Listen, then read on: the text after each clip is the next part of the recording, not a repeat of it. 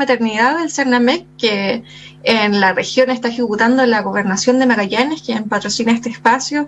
Estamos con Leandra Macías.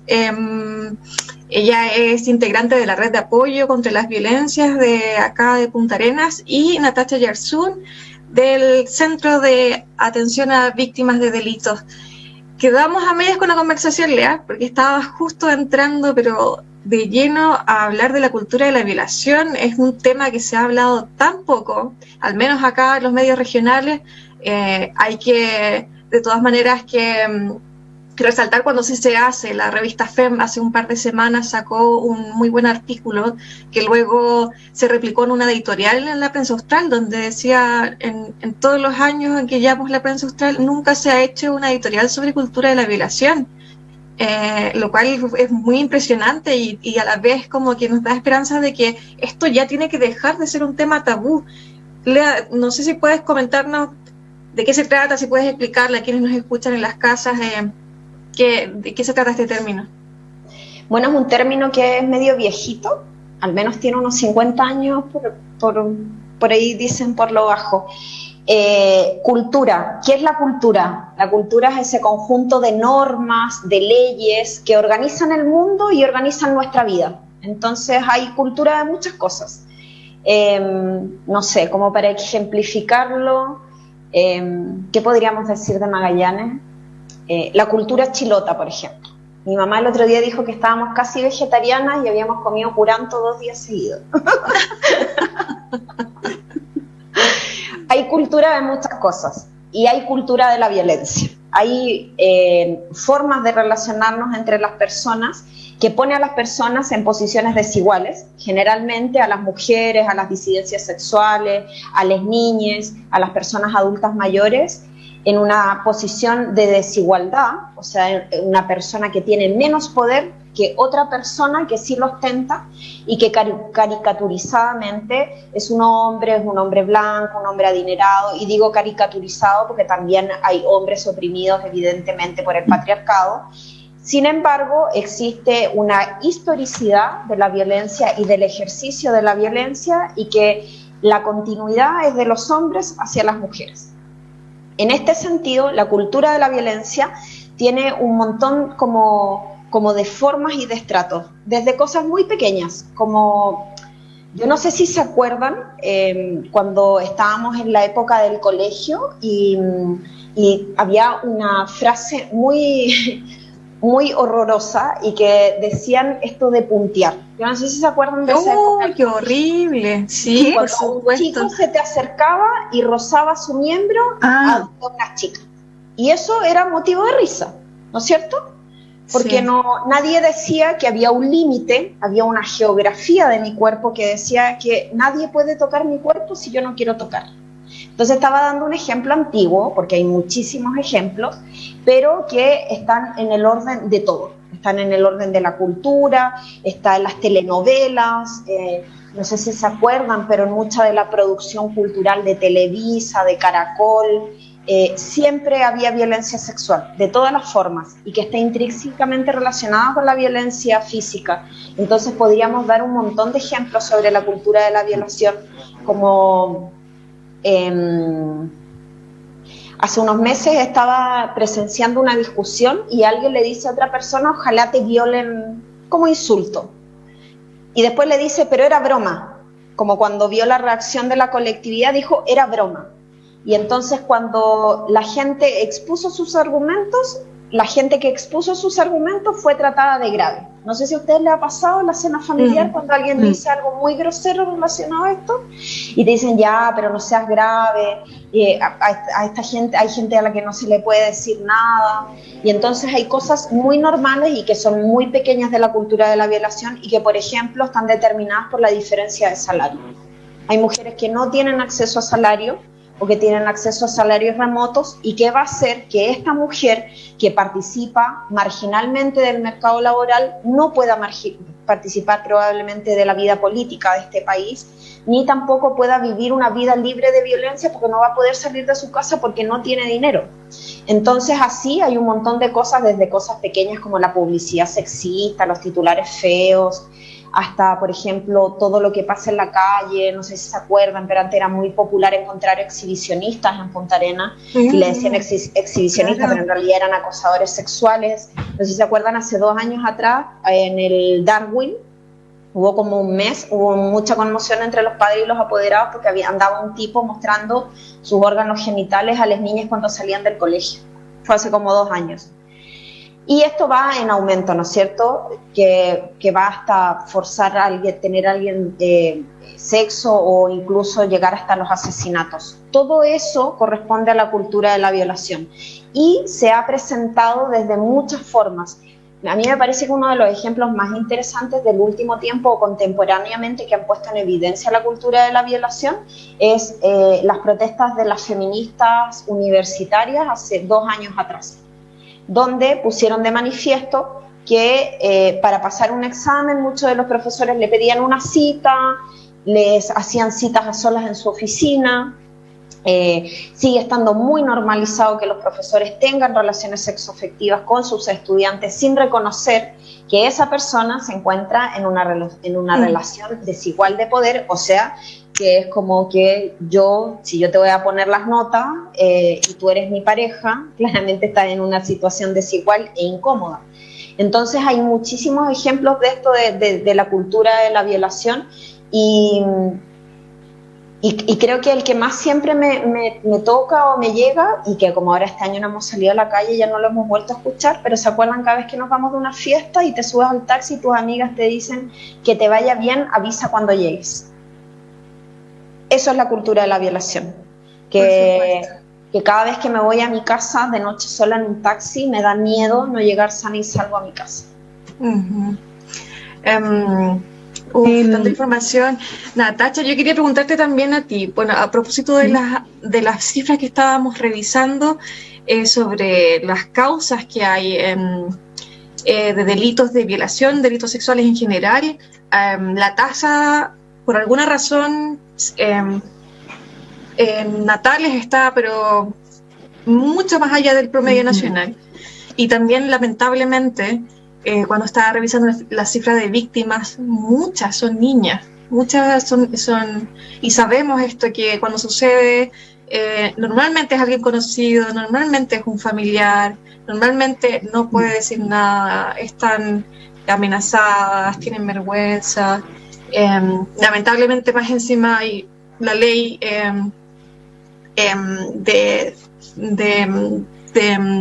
el embarazo, perdón, de la interrupción del embarazo. A veces no alcanza a ver estos casos porque las niñas no se dan cuenta que están embarazadas después, ya es muy tarde. Hay tantas cosas. ¿Qué crees tú de estas cifras tan extrañas? No sé cómo decirlas en la provincia de Última Esperanza. Mira, en general con las cifras respecto de este tipo de delitos, uno no puede señalar con exactitud que hay más delitos. Porque también podríamos pensar, y en forma muy justificada, que precisamente el hecho de hablar de este tipo de delitos provoca que reconozcamos que estos delitos están pasando y los denunciamos. Y como también hay mayor conocimiento de la población de qué hacer y dónde recurrir, también las personas denuncian, porque saben que esto no es lo que debe pasar, no está dentro de la normalidad de las relaciones.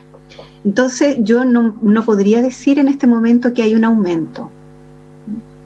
Sí, por supuesto, yo creo que hoy día las personas reconocen cuando están siendo víctimas de un delito de este tipo. Ahora, históricamente en los delitos sexuales hay una mayor cantidad de mujeres víctimas. Y tratándose de niños, o niñas y adolescentes, la mayor cantidad es de género femenino. ¿Ya? Lo mismo pasa en otros delitos, en que sabemos que la mujer es la persona más vulnerable y que sufre más vulnerabilidades respecto de estas situaciones que finalmente las conllevan a ser víctimas de un delito. Ahora, nosotros como Centro de Víctimas estamos más o menos hace 10 años en Puerto Natales. Y ahora me voy a referir desde la experiencia. Yo diría que hay algunas diferencias culturales con Punta Arenas. Y se me ocurre que hoy día hay una práctica menos habitual del silencio y de lealtades, que parecían ver que abusar de una niña o violar a una niña o a una mujer era normal, y que esto tenía que quedar callado en la familia. Pero hoy día las personas se deciden a denunciar. Los colegios en general están con mucha mayor capacitación. Hay protocolos de actuación frente a la develación de delitos. Y por eso yo creo que aumentan las cifras. Pero no necesariamente porque hayan más hechos. Yo creo que hay más denuncia. Y en este sentido, y un poco abordando lo que decía Leandra al principio de su intervención, si bien puede haber una frustración de las víctimas de este tipo de delitos con la justicia, yo creo que no podemos dejar de manifestar que ha habido cambios en nuestra judicatura. Hoy día, por ejemplo, en materia de pandemia, hay cierta prioridad de delitos que van a juicio, porque los juicios están siendo por plataformas de videoconferencia, ya no son presenciales. Y uno de los factores de preferencia es que sea violencia contra la mujer. Otro de los factores de preferencia es que existan niños involucrados. Y yo he visto a través de los años miradas de género, sentencias con perspectiva de género en la judicatura. Antes esto no existía. Y hay fallos muy interesantes en que los jueces hacen ver la perspectiva de género en el fallo, y también están haciendo suyos los tratados internacionales que Chile ha suscrito al respecto. Entonces creo que vamos en una vía importante de recoger este fenómeno como parte de la aplicación de justicia. Y en ese sentido también la legislatura ha ido cambiando. Tal vez el hito que uno reconoce es, ¿no es cierto?, la figura del femicidio, que en su momento fue muy cuestionada. Y yo recuerdo mucho una discusión en un curso donde éramos todos abogados, y estaba en tramitación la ley del femicidio. Y llega un profesor de la Universidad de Chile y nos dice, probablemente la pena es la misma. Pero la importancia de la figura del femicidio es la señal que está dando a la sociedad, más que la pena. Entonces era necesario que existiera esta figura. Y claro que a partir de la figura del femicidio, hoy día está en el vocabulario general, esto es un femicidio frustrado, esto no puede ser, sin perjuicio que sigan ocurriendo. Eso es otra cosa. Pero no se puede desconocer que desde la legislación y desde los órganos de justicia sí hay cambios. Por supuesto que nunca van a ser suficientes, porque la sociedad avanza, por un lado, y también las instituciones, y no siempre a la misma velocidad. Pero también hay que dar certeza a las personas. No se trata de hacer cambios rápidos si no tienen un buen sustento que permanezca en el tiempo. Eso quería señalar respecto de la justicia, ¿no? Y lo digo con conocimiento porque nosotros como centro de víctimas nos hacemos parte como querellantes en muchos casos, y últimamente en casos de violencia sexual muy graves, que llaman la atención que ocurran en nuestra ciudad. Pero ahí yo me cuestiono, ¿es que están ocurriendo ahora o es que ocurrieron siempre y no se denunciaban? Claro. Y creo que esa es la señal de los cambios que estamos viviendo. El atreverse a decir que está pasando algo, y el atreverse a pedir ayuda y confiar en las instituciones. Ahora, no siempre todo funciona. Sí, esto no es tan maravilloso, pero creo que es un gran paso para que las personas tengan un cambio en su vida y no sigan per se sufriendo violencia como si la violencia fuera parte de la normalidad de la vida social y menos de la vida familiar. Claro. ¿Te parece que eso es o no? Es la normalidad, es la forma de relacionarnos y que está presente como transversalmente en la vida. Porque claro, una cosa es la violencia en las relaciones de pareja, pero está perpetuada en el sistema educativo, permea como todas las organizaciones por las que nos toca vivir. Y una que fue creada con tan poca herramienta de inteligencia emocional. Es que yo creo, Leandra, que la violencia hoy día no es solo parte de la violencia hacia la mujer. Yo creo que la violencia es una forma en que nos estamos relacionando. Totalmente. Y que está hablando de la poca tolerancia que estamos manifestando en el contexto de una vida social. Ahora, indiscutiblemente, eso es lo que ¿Y tú vemos. crees que es de ahora lo de la poca tolerancia?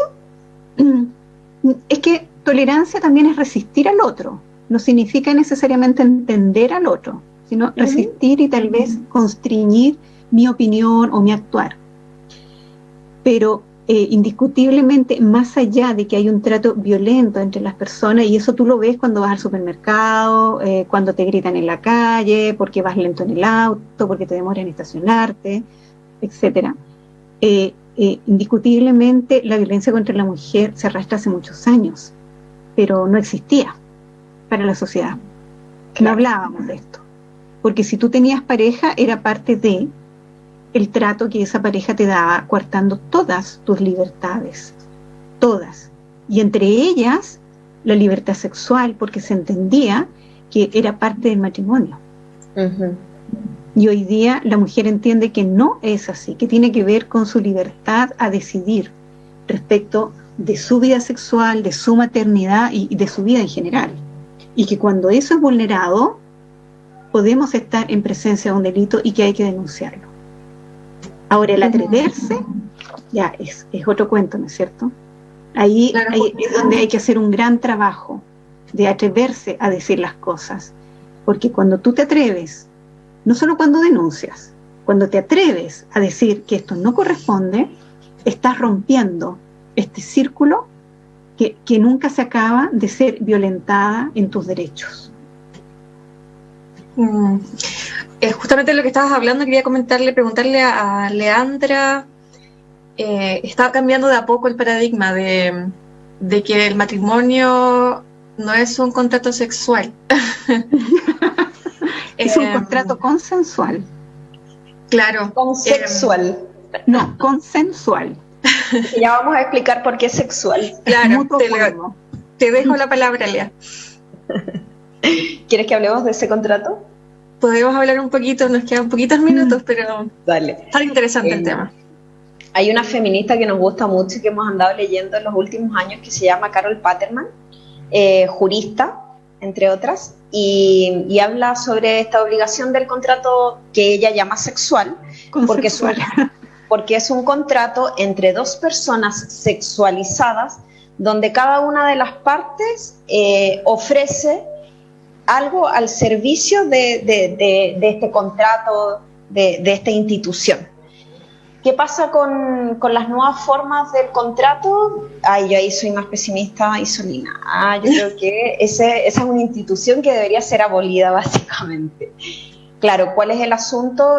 Y que se ha ido transformando, por ejemplo, está interesante esto de la unión civil y que tiene que ver con todo el orden del patrimonio, qué pasa con las parejas, por ejemplo, del mismo sexo, que compartían toda la vida juntas y que invertían juntas y que luego cuando una se moría, la otra persona se quedaba ahí sin nada, poto pelado. Pero claramente el contrato del matrimonio en general es un contrato que pone a las mujeres en una situación de opresión. Y las pone en una situación de opresión porque por más que tratemos de subvertir o revertir a esta institución, alguien te va a recordar cuál es tu camino en aquella institución. Alguien te va a recordar que eres mala esposa, alguien te va... Y digo, no necesariamente porque está muy determinado por nuestros accesos, por la clase, por la etnia, por el lugar donde habitamos. Muchas nos hemos podido casar más de una vez, pero claro, esa no es la realidad de todas las mujeres y al día de hoy sigue siendo, creería yo, un yugo para las mujeres el tema del matrimonio. Claro, luego hay otras cosas que yo me imagino que tienen que ver con el orden de les hijes, de la continuidad de estos asuntos de la propiedad privada, que también tienen que ver con otro orden de las cosas, pero sí, ahí hay una lectura buena para las auditores, para que lean El contrato sexual. Está muy buena, muy interesante. Sí. Oye, a propósito del matrimonio, hace muchos años atrás, y estoy hablando de unos 15 años atrás, surgió en Chile la discusión respecto de la sociedad conyugal y quién administraba la sociedad conyugal, y que había una discriminación hacia la mujer, porque no era la administradora de la sociedad conyugal. De hecho, todavía si no lo declara, sigue siendo el administrador el hombre. Pero ahí tú tienes el reflejo de cómo hay cambios, porque, y te hablo desde la profesión, era un tema y que si uno lo planteaba como mujer, tenía unos leones que se tiraban encima, ¿no es cierto?, sin ningún fundamento para decirte por qué yo, mujer casada en sociedad conyugal, no podía administrar los bienes. Exacto. Sí, en general, la mujer es una excelente administradora. Uh-huh. Bueno, pero pongo esto como ejemplo en términos de que ha habido pequeños cambios. Yo no quiero parecer como una gran defensora, pero yo creo que los cambios no se pueden desconocer, porque los cambios legislativos y de la judicatura son el efecto de los cambios que manifiesta la sociedad, ¿ya? Son los cambios, lo que hace la sociedad también es una fuente del derecho y se ha ido reflejando. Pero no es menos cierto que no sacamos nada con que las leyes cambien si la educación en las personas no se modifica. Y no entendemos que las personas tienen derechos y que deben ser tratados equitativamente sin vulnerar sus derechos. Y en esto incluyo a las mujeres, incluyo a los niños y especialmente a los más desvalidos, los adultos mayores. Porque en el fondo son invisibilizados. Hoy día la mujer es más visible, pero ha sufrido durante muchos años. Pero yo creo que la violencia puede limitarse, disminuirse, si nos damos cuenta que todos somos sujetos de derechos y merecemos respeto en nuestros derechos, en nuestra dignidad y en nuestra dimensión humana. Oye, solo para decir algo pequeño. Sí, espérame. Y ahí los funcionarios públicos que trabajamos con víctimas tenemos una gran responsabilidad, es dar un trato adecuado a las personas, no victimizarlas precisamente, para generar el ambiente y las condiciones propicias para una reparación del daño. Uh-huh.